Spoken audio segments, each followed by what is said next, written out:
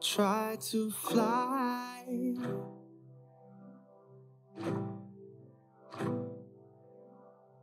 Друзья, всем привет! Рада приветствовать вас на своем канале. С вами Ксюша, и сегодня наконец-то мы с вами встретились уже в формате пересадок. Я сегодня обязательно покажу, как это делаю я, но прежде чем мы приступим с вами к пересадкам, я хочу поделиться с вами очень полезной информацией.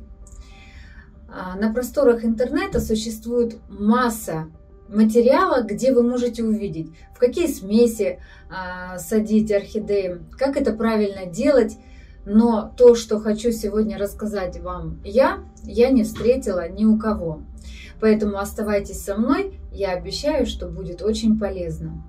Друзья, мне очень хочется, чтобы зритель моего канала был грамотный, чтобы вы в вопросах выращивания подходили, опираясь на определенный багаж знаний, а не потому, что кто-то как-то делает на просторах интернета. Ведь вы должны понимать, что все мы с вами находимся в разных климатических условиях. У нас с вами разного направленности окна, а также, в конце концов, у нас с вами разный климат дома. Поэтому делать именно так, как делает Ксюша или кто-то еще на канале, совершенно неправильно. Хоть сегодня у нас с вами тема пересадок, но начать я ее хочу очень коротко с вопроса освещения, потому что все факторы, влияющие на рост и развитие орхидей, тесно взаимосвязаны между собой. Первое и самое важное, что вы должны усвоить, прежде чем с головой окунетесь в мир орхидей, это то, что свет является основным условием жизни для любого растения, а в частности для тропической красавицы. Что именно благодаря свету у орхидеи проходят все химические реакции, благодаря которым она наращивает корневую систему, новые листики и цветет. Что именно свет является сигналом поступающих от листьев к корешкам, благодаря чему корешки впитывают и поднимают влагу к растению. Если ваш световой день составляет менее 12 часов, то, как правило, орхидея переходит в состояние зимнего покоя, а это значит, что она перестает наращивать корневую систему, новые листики, и редко цветет. Сам механизм впитывания и поднятия влаги к растению уже не работает в должной степени, и орхидея не может потреблять уже большое количество влаги. А как всем известно, если темно и сыро, это очень хорошая питательная среда для размножения всевозможных патогенных микроорганизмов, которые в свою очередь ведут к загниванию корневой системы. Поэтому, если вы не пользуетесь досветкой в осенне-зимний период, влагоемкий тип посадки – это не ваш вариант. Вам надо будет пользоваться невлагоемкими субстратами и обязательно в зимний период переходить на строгое зимнее содержание ваших орхидей с минимальным поливом. В тропиках, в естественных условиях обитания, у орхидеи нет явно выраженного состояния покоя. Она весь год получает одинаково стабильно ровные условия, при которых она хорошо развивается, растет и цветет. Если же вы тоже используете досветку в осенне-зимний период, субстрат для пересадки орхидеи вы можете использовать с влагоемкими компонентами. Сейчас у вас на экране появится 4 критерия, которых надо придерживаться, составляя смеси для пересадки орхидей. Предлагаю очень быстренько пройтись по этим 4 пунктам. Воздухопроницаемость – это способность субстрата хорошо пропускать воздух к корешкам, потому что мы помним о том, что орхидеи – это эпифиты, которые генетически привыкли к хорошей циркуляции воздуха у корней. Поэтому с некоторых пор я стала применять орхиату фракции именно 18-25. Но об этом я при пересадке еще обязательно скажу. Следующее – это стабильность субстрата. Стабильность – это возможность, способность субстрата не сбиваться, не спрессовываться, тем самым не мешает циркуляции воздуха у корней. Для этого используется либо пенопласт фракции 10-20 мм, либо апларгон или же керамзит. На ваш выбор какой-то из этих компонентов. Следующее – это влагоемкость. Здесь как раз надо вспомнить о том, о чем я говорила выше. Если вы используете подсветку, вы можете добавлять к коре какой-то из влагоемких компонентов, потому что во время досветки у вас орхидея не переходит в состояние покоя, у нее растут корешки, листики, она также цветет. На все эти процессы орхидее надо больше влаги, поэтому, добавляя какой-то из влагоемких компонентов, мы просто тем самым продляем период между поливами, потому что не так часто придется поливать, и при этом орхидея будет потреблять влагу. Если же вы не используете подсветку, как я сказала, вам достаточно будет просто чистой коры, например, орхиата. Орхиата, она сама по себе влагоемкая. Относительно других торговых марок, знаю другие торговые марки, которые менее влагоемкие, то вот если вам брать просто чистую кору и не добавлять никаких компонентов, то этого вполне будет достаточно по влагоемкости, потому что ваша орхидея полгода находится в состоянии покоя, и здесь важно, чтобы ваши корешки не загнили, а той влаги, которая будет находиться в коре, когда вы будете замачивать орхидейку, будет вполне достаточно. И следующий, последний момент – это невозможность субстрата к размножению всяких патогенных микроорганизмов.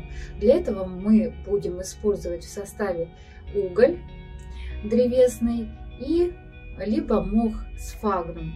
Ну что ж, предлагаю подвести итоги всему вышесказанному. Никогда не ориентируйтесь на чужие посадки. Не следуйте слепо всему тому, что вы увидели и услышали на просторах интернета.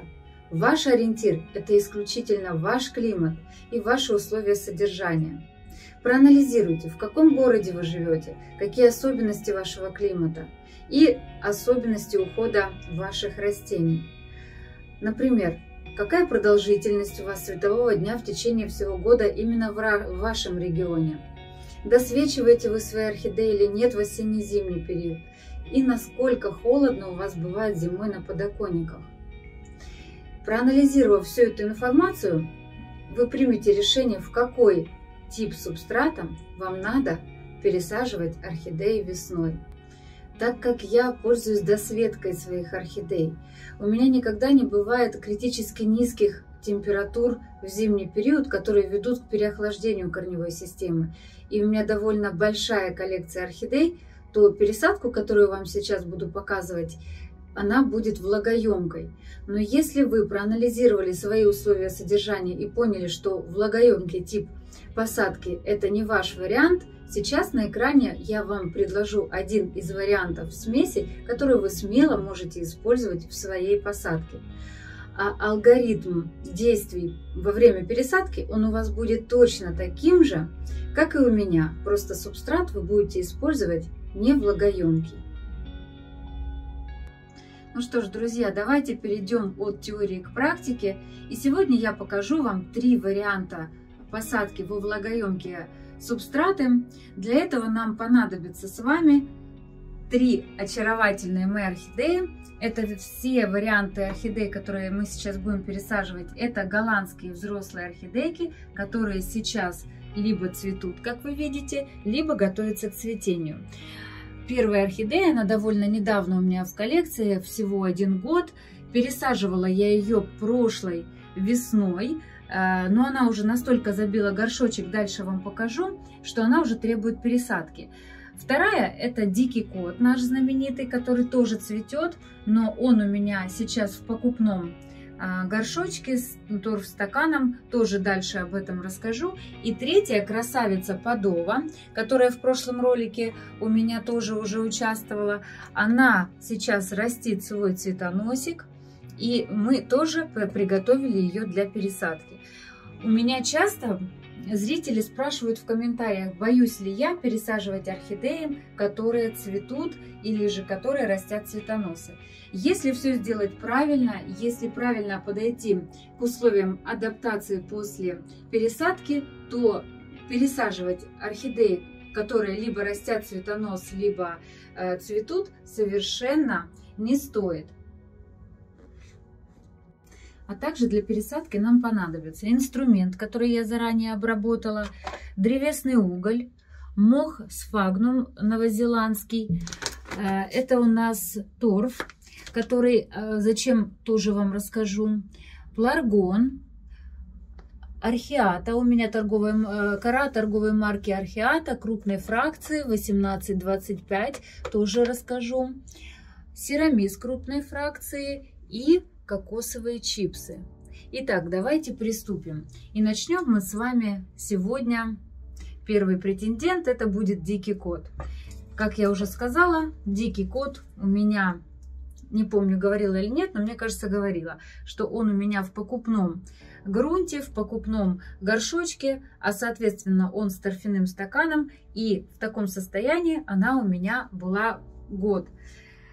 Я не пересаживала ее с прошлой весны, купила я ее как раз прошлой весной. С тех пор вот она мне выдала зимний вот этот цветонос. Это еще она с осенью запустила свой цветоносик и цветет у меня до сих пор.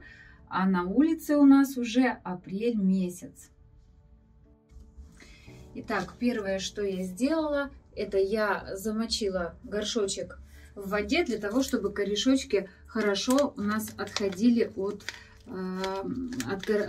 горшка. Можно вот так вот, как вы видели, еще помять горшочек, и довольно хорошо выходит корневая система.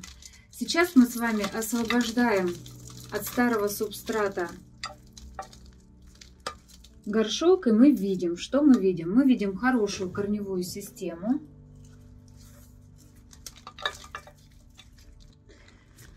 Итак, я посмотрела, корневая система хорошая, никакие корешки я удалять не буду.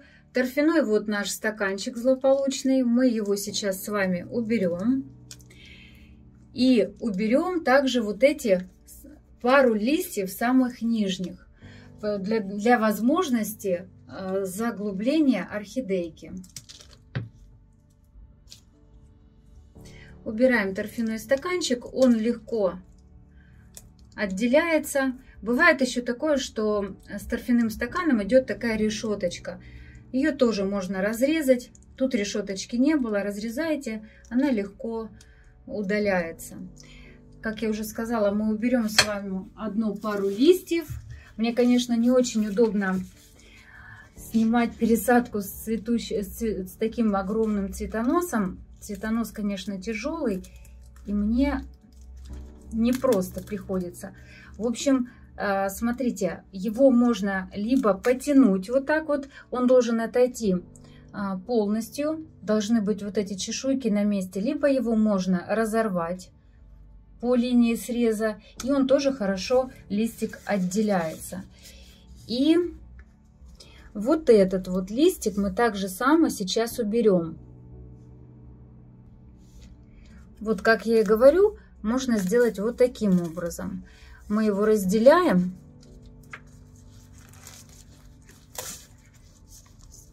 И убираем. Хоть и листики хорошие, но я сказала, это мы делаем для того, чтобы мы могли поглубже укоренить орхидейку. Сейчас я возьму пинцетик, делаю. И пинцетом вы должны убрать все чешуйки, которые остались от листика. Освобождаем, чтобы шейка была чистая.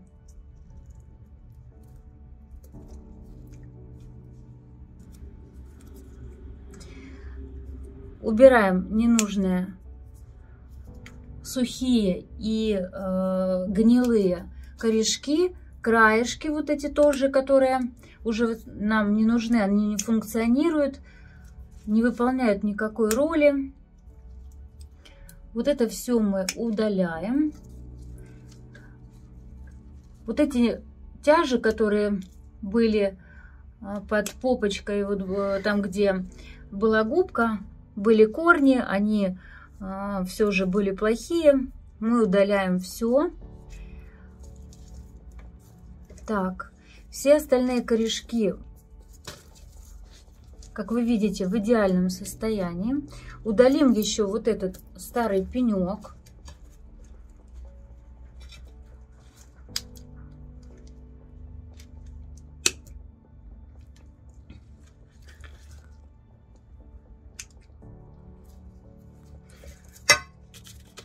И не зря у меня здесь на столе стоит вот этот препарат. Раньше он назывался Привикур Energy, сейчас торговая марка изменила свое название на Магникур Energy. Этот препарат я применяю в том случае, если корневая система у орхидей не очень хорошая. Это хороший препарат, который работает против всяких гнилей и всевозможных. Почитайте в инструкции, он как раз там все подробно расписано, чтобы я сейчас долго не останавливалась. Но так как у меня корневая система, вы видите, у орхидеи хорошая, я, как правило, никогда не мою. Если это в таком состоянии корневая система, я, конечно, не мою, я не смываю ту флору и микроорганизмы, которые внутри горшочка. При этом, при всем, мы с вами сейчас отберем самые красивые, самые хорошие эти кусочки коры.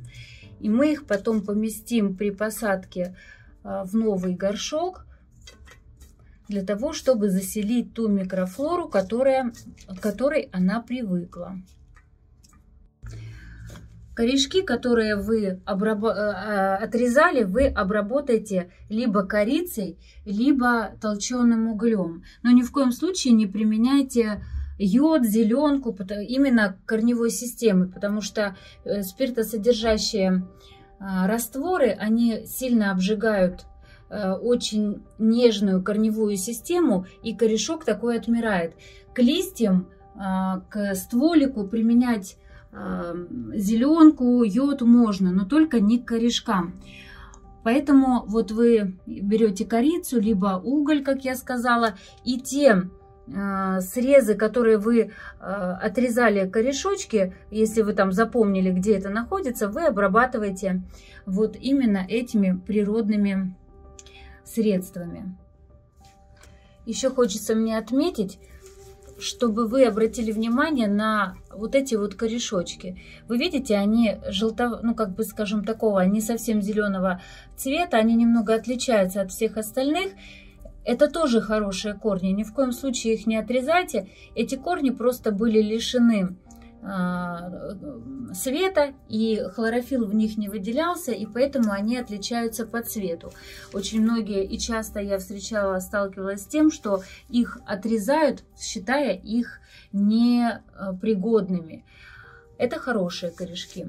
И да, еще хотелось мне сказать, что Привикур, он же Магникур, который на сегодняшний день уже, этот препарат вы замачиваете корневую систему на 30 минут, а потом просушиваете около 3 часов корневую систему и только потом садите.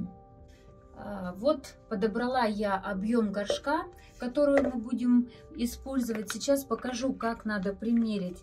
Кто не знает, корневая система должна быть не сильно, ей должно быть не тесно и в то же время не сильно свободно, чтобы корневая система не загнивала, потому что если большой объем горшка и коры много, конечно же, впитывать влагу корни не будут успевать, и корневая система будет загнивать. Но при этом надо учитывать, чтобы объем горшка позволял расти корешкам хотя бы на первые 2 года, потому что пересадка необходима орхидеям каждые 2-3 года, но у меня не всегда получается. Бывает, что корневая система очень быстро разрастается, и у меня пересадки каждый год, бывает одного и того же сорта. Ну, в общем, примерно вот так вот это происходит, вот так вы должны ориентироваться на насколько горшок должен быть больше от объема корневой системы. Так, теперь мы берем пеларгон, который я заранее помыла, кладем его в качестве дренажа. В качестве дренажа я всегда использую или керамзит, или пеларгон.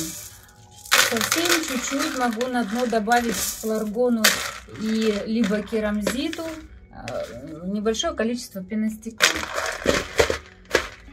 Положили.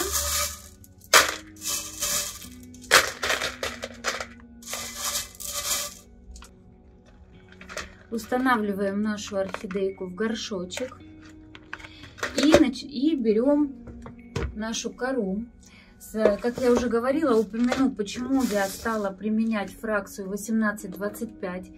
Я стала очень любить воздушные легкие посадки. Сейчас, когда я закончу, я вам покажу, что имеется в виду воздушные.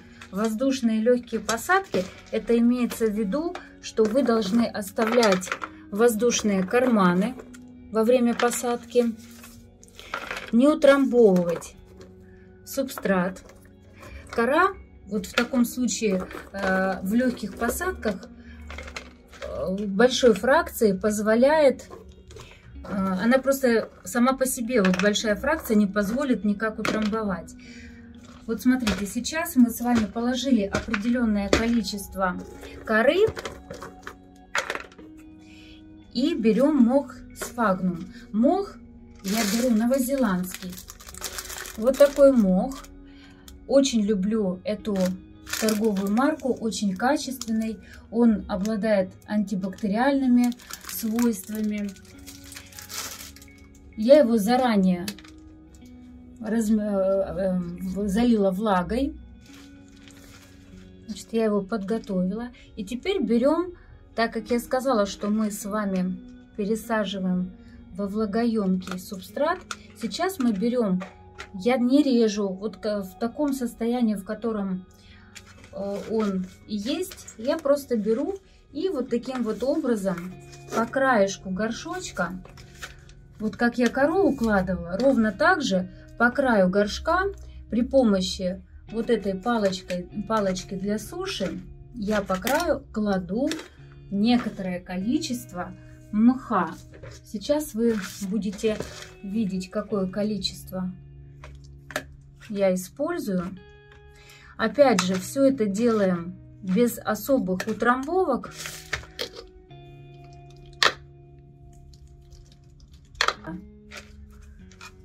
Вот так легко, очень легко кладем по краешку. И сейчас подскажу вам, особенно для новичков, такой маленький лайфхак. Если вы новичок и не знаете, когда поливать орхидейку, то оставляйте у стеночки горшка определенное количество корней, по которым вы будете ориентироваться, когда производить полив. То есть вы будете видеть, что они уже серебристого цвета, серенького такого, и вы будете понимать, что орхидею пора поливать. Потому что очень часто, когда пересаживаешь орхидею в больший горшочек, то все корешки спрятаны внутри грунта и не видно корней. А вы вот так вот оставляете у стеночки, и вы будете по нему ориентироваться. Вот мы с вами сейчас положили некоторое количество мха и продолжаем дальше класть опять кору. Почему я полюбила фракцию 18-25? Она, как я уже говорила, о тех требованиях к коре, о тех 4 пунктиках, о которых я выше говорила, да, то есть кора этой фракции очень воздухопроницаема, она не сбивается и она делает посадку стабильной. стабильный, как я уже говорила, это когда нет возможности у субстрата сбиваться и спрессовываться. Вот мы с вами положили еще определенное количество коры. И сейчас опять чередуем его с мхом.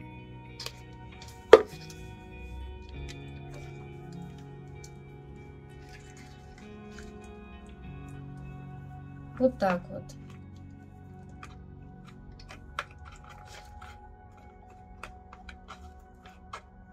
Некоторое количество, и мне просто одной рукой неудобно. Сейчас мне вот помогут.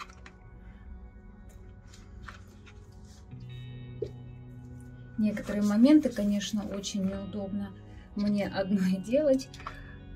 Сейчас с цветоносом особенно.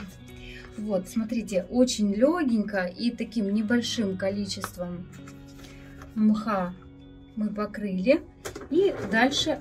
да, кстати, я забыла почти уже вот эти кусочки, которые мы с вами оставляли с прошлой посадки с субстратом, мы не забываем класть в горшочек. Это позволит нам размножить ту микрофлору, которая привычна для этой орхидейки. Зафиксировала я цветоносик, потому что мне так будет удобнее снимать. Смотрите, сейчас вы видите те требования, о которых я говорила к посадке, к субстрату и вообще к посадке орхидеи, у нас с вами соблюдены. То есть у нас есть воздухопроницаемость, видите, есть карманы. В дальнейшем я возьму паяльник, еще проделаю отверстия в стенках горшка, чтобы тоже был доступ кислорода. То есть раньше, помните, как показывали пересадки, рекомендовали утряхивать, прям упаковывать и утрясать, чтобы везде просочился субстрат.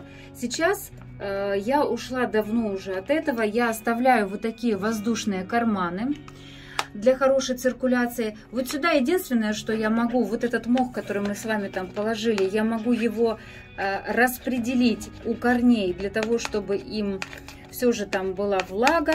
Вот. Сейчас мы с вами это и сделаем.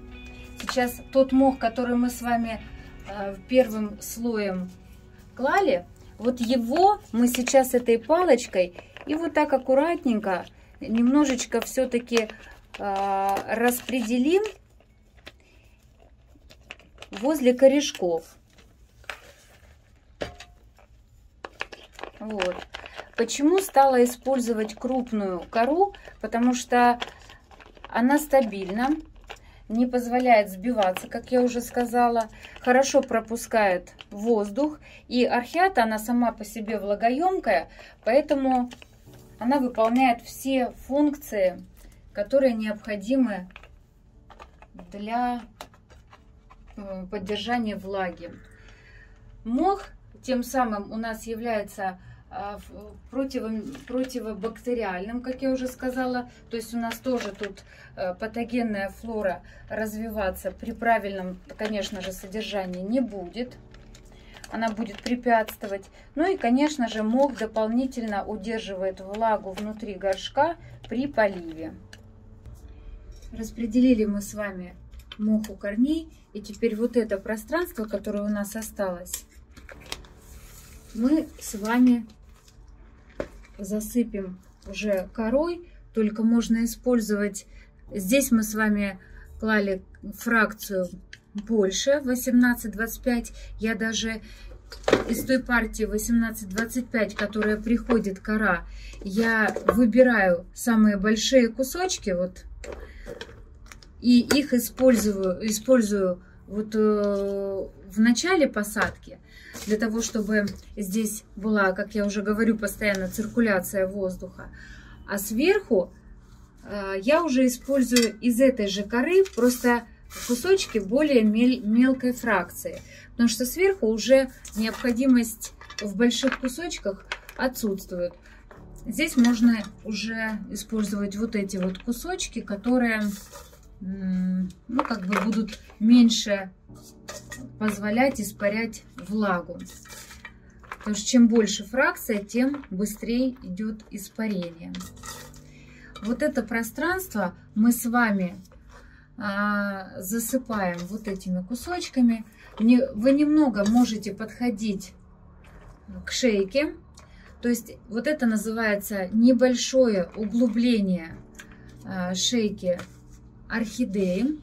Если вы, возможно, вы видели видеоролики на просторах интернета, где производитель, когда из торфстакана помещает уже орхидею в кору вместе с этим торфстаканом, и они прямо засыпают орхидею и прям сильно-сильно углубляют шею. Я, конечно, не буду рекомендовать прям сильное углубление шеи, но небольшое углубление при новой посадке использовать все же можно, потому что именно углубление шеи ведет к стимуляции роста новых корешков.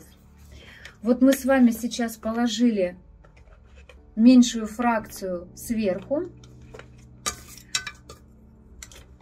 Вот. Немного, совсем чуть-чуть подошли к шее.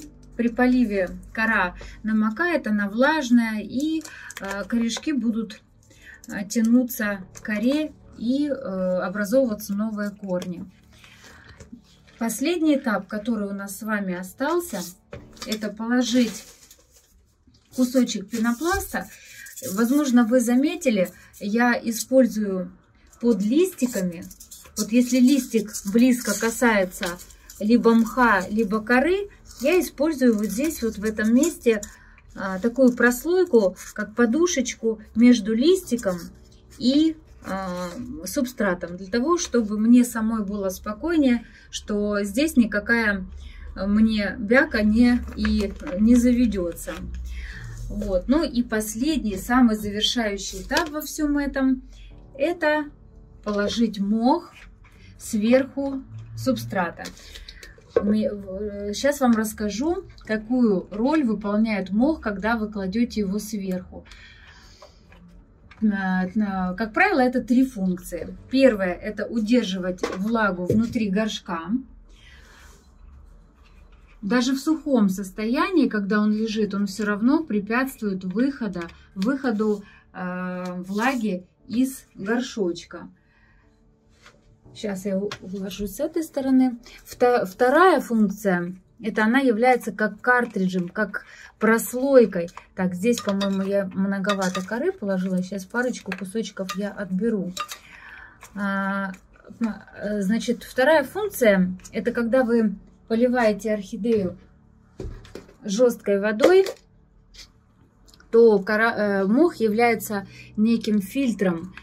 Все соли жесткости, они остаются, проходя через мох, остаются на мхе. Но для этого вам надо вот этот верхний слой мха менять каждые 3-4 месяца. Я это вот именно так и делаю. Ну и последняя функция – это создавать влагу у растения. Пока мох мокрый, когда вы только полили, мох создает дополнительное увлажнение вокруг листиков самой орхидейки.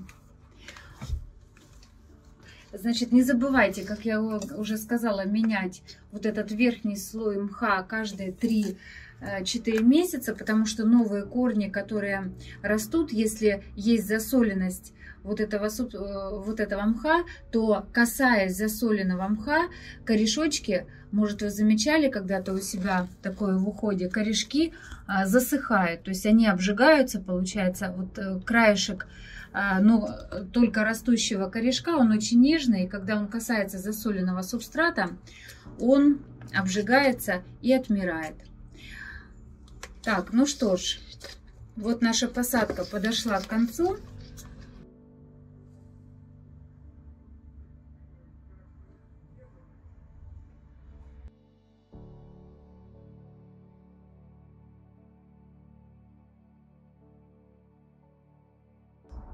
Ну что ж, друзья, а я сегодня буду с вами прощаться.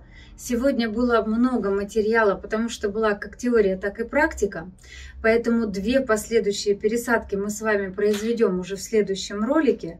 Кому все же будет интересна моя пересадка орхидеи в невлагоемкий субстрат, пишите об этом в комментариях, чтобы я понимала, снимать мне ролик об этом или нет. А с вами была Ксюша и мой прекрасный дикий кот. Мы с вами прощаемся. До новых встреч и пока.